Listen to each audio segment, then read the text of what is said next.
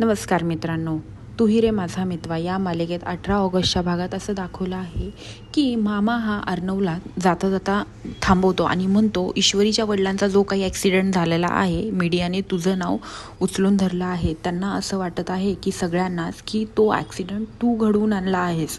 तेव्हा अर्णव म्हणतो, मामा मला ह्या गोष्टींनी फरक बिलकुलही पडत नाही. मला फक्त एकाच गोष्टींनी फरक पडतो की मिस सिंदूरला ह्याबद्दल काय वाटतं. मला कोण काय बोलतं याचं मला काही घेणं देणं नाही. तो असं मामाला सांगत असतो. आणि फक्त मिस सिंदूरला असंच वाटतं का की मीच हा ॲक्सिडेंट केला आहे, हेच मला फक्त बघायचं आहे. आणि असं बोलून अर्णव हा घराबाहेर पडतो. तेव्हा थोड्या वेळाने पोलीस येतात आणि अर्णवला अटक करतात.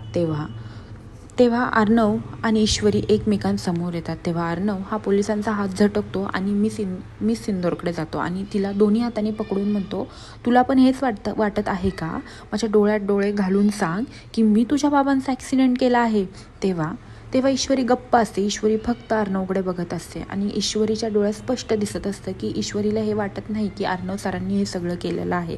तेव्हा अर्णव म्हणतो, मला कळत आहे की तुझ्या डोळे मला हे सांगत आहेत की मी हे काही केलेलं नाही आणि तुला हे वाटतंय ना की मी काही केलं नाही आणि मी हे तुला पुराव्यानिशी सिद्ध करून दाखवेल की मी तुझ्या बाबांचा ॲक्सिडेंट केलेला नाही.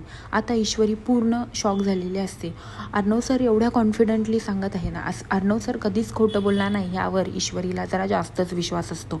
मग हे कोणी सगळं घडवून आणलं? आता अर्णवला एक लिंक हळूहळू लागत गेलेली असते, कारण की हे सगळं राकेशने केलेलं असतं. राकेशची मजल आजकाल जरा जास्तच वाढत चाललेली आहे. आज तो ईश्वरीच्या वडिलांचा जीव घेतला, उद्या तो ईश्वरीचा पण जीव घेईल, परवा ताईचा जीव घेईल. ह्या सगळ्या गोष्टींनी आता अर्णवच्या डोक्यात येत असतात. त्यामुळे आता ह्या राकेशचा खरा चेहरा लवकरात लवकर सगळ्यांसमोर आणलाच पाहिजे. हा नालायक माणसाला अजून समाजात वावरून नाही दिलं पाहिजे. आता खरं अर्णव राकेशचा खरा चेहरा सगळ्यांसमोर आणेल का, हे पाहण्यासाठी विसरू नका तू ही रे माझा मितवा आणि माझ्या चॅनलला लवकरात लवकर सबस्क्राईब करा. धन्यवाद.